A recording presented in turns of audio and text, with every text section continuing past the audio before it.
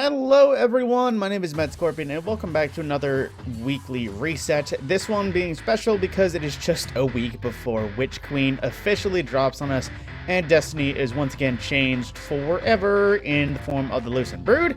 But ignoring the launch schedule, it's time to say what's in this week before that heavenly day comes. Now, you'll be greeted with a bunch of various warnings when you log in. First, a Titan aspect was disabled because of a very exploitative bug, so unfortunately I won't be able to use stasis until that's fixed, because I do love that aspect myself.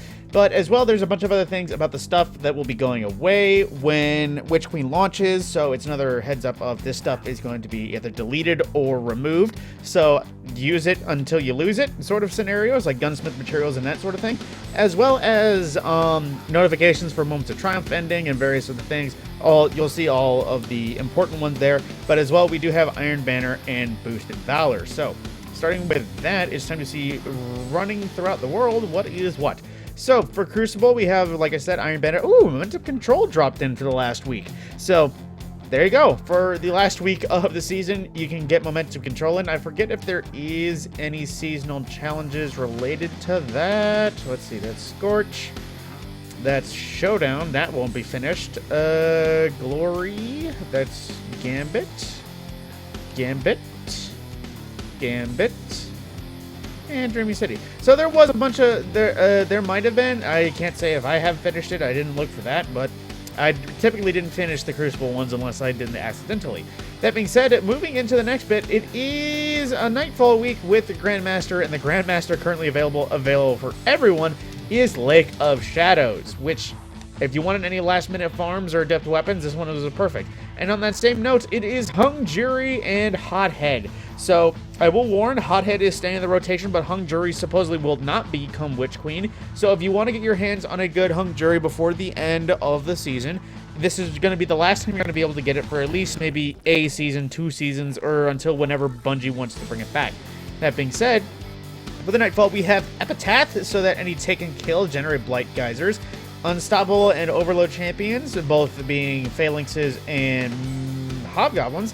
And Chaff for no radar than the usual Grandmaster modifiers of Match Game, Equipment Lock, Extinguish, Limited Revives, and Mob Champions, as well as Grasp's Bile. Incoming environmental damage increased, knockback damage and distance also increased. So things that can throw you benefited, and just those hazardous pools of waste and all the fire bombs from the Knights. Those are all increased. But still one of the easiest Nightfalls to do, especially for GM farming, so if you want to get your hands on one, this is one of the best options to do it. And your last option. That being said, nothing to check on Gambit because that's still the same. We're expecting the Gambit TWAB to be this one for Thursday, the pre-launch. So, because we haven't literally gotten any other details regarding that, so hopefully Gambit will be beneficial again.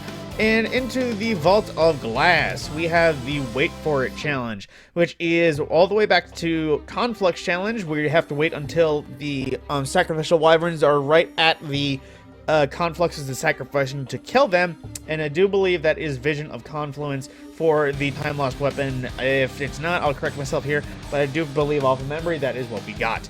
Now, moving in throughout the world, like I said, just checking out the map. Oh wait, I skipped right over several things. Now, we have for Europa, we have the Safeguard Simulation, as well as the Cadmus Rage Eclipse Zone and the Technocrat Empire Hunt. And I do believe it is Atrax challenge. Yes, copies of copies, which is basically you cannot delete any of the Atrax clones you generate after killing one of the duplicates. So, it's not too hard, definitely manageable. Man, I'm all over the place. I keep skipping them. Now, into the last one that's map related, Dares of Eternity. For our Legend rotation, it is Hive, Fallen, and Valis Ta'aurc for our rotation of Legendary mode. Now, that is going to be Hive Knights, Fallen Mines, and Valis Ta'aurc for the final round. If you still need to grind out the rock and all the catalysts that have to do with 30th anniversary, this one is still the better option if you can get in a fire team for it, just because it actually pays out better.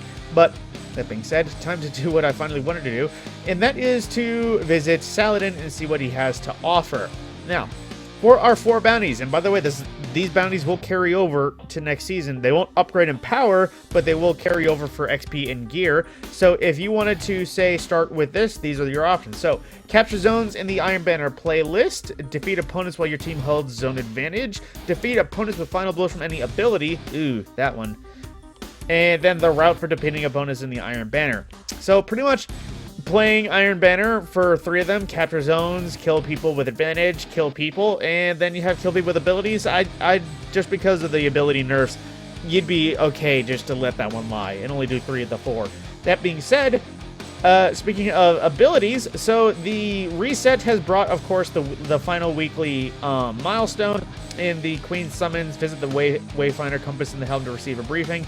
Final mission, supposedly bugged. The epilogue for the season is supposedly bugged. I heard from one friend that you have to just shut it down, completely restart your game, and it might fix it. It might be quest-related progress. I can't say for certain because I have no idea what is officially happening other than it is Savathun's supposed exorcism.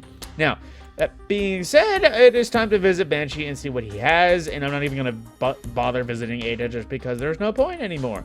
Now, remember, he will change soon, so he'll get more weaponry, so he'll probably stay around. False Promises, a high-impact frame kinetic auto rifle, dynamic sway surrounded. Honestly, not a all-around pick for PvE and PvP. Armor piercers, alloy, and a good barrel perks for both range and stability. So, good options there. Then Lonesome, Zen Moment multi-kill clip. I mean, it is a sidearm, so if you so wish to delve into it, it is alloy or extended range masterwork. Arrowhead or compensator, so it doesn't seem to be the best range setup, but then we have Akelos SMG. This one is a good PvE role. It does come with Demolitions and Threat Detector, which are both good perks together, but no Seraph rounds, and a lot of people won't take these if it doesn't have Seraph rounds. But then Extended Barrel, as well as Hammerforge Rifling, so all the range and a bit of more handling. Tac Mag or Flared Magwell, both great options there. A solid PvE choice if you need one. Now, 7 Seraph Sidearm. Now, this one is another sidearm. Elemental Capacitor Field Prep. This definitely seems like a Crucible option. Range Masterwork, mag size, or reload speed. Light barrel, or range and light. It's hard to say, but that's definitely a Crucible idea. Now, this one is a good memory interdict. I could recommend this for PvE. Clown Cartridge for bonus ammo reserves, as well as Unrelenting for heals in the emergency oh crap scenario. And I do believe Unrelenting is more... how do I say this? It's more guaranteed to proc if you use a heavy weapon just because of the grade of its ammo being more expensive, technically. Now, alloy casing is a little bit better for reload, high velocity, it's hard to say, as well as linear compensator kind of mass. I mean, these are all just preference. Blast radius, velocity, who cares?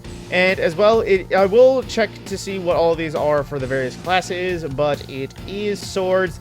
I do believe just because these almost seem to always come with jagged edge and their own respective guards that they can only have, I think these are always rated as S tier. The Crown Splitter is not terrible, although Vorpal Weapon did get nerfed for swords, so it's hard to really say whether or not that's worth it. Now, as everything resets, of course, I'll still be covering Eververse and the usual biz. I'll be doing a video covering what the Exorcism is. Don't know if I'll have any friends with me, but I'll likely do it solo just so it's my own reaction and there's no nerd talk between friends guessing what that could mean for Witch Queen. Bleh. That being said, my name is Matt Scorpion, and I will see you in the Eververse video, and after that, I will see you in Witch Queen.